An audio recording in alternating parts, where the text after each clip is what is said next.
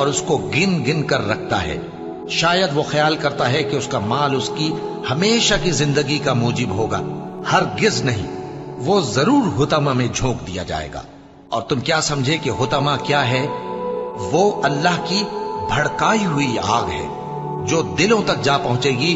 بے شک وہ اس میں بند کر دیے جائیں گے، یعنی آگ کے لمبے لمبے ستونوں میں۔ ابو لہب کے ہاتھ ٹوٹ گئے اور وہ خود ہلاک ہو گیا، نہ تو اس کا مال ہی اس کے کچھ کام آیا اور نہ وہ جو اس نے کمایا، کہ انسان اپنے پروردگار کا بڑا ناشکرا ہے اور وہ اس بات سے آگاہ بھی ہے، اور بے شک وہ مال سے بہت محبت کرنے والا ہے۔ کیا وہ اس وقت کو نہیں جانتا کہ جب مردے قبروں میں سے باہر نکال لیے جائیں گے اور جو بھید دلوں میں ہیں وہ ظاہر کر دیے جائیں گے؟ بے شک ان کا پروردگار اس روز ان سے خوب واقف ہوگا۔ سو جس نے اللہ کے رستے میں مال دیا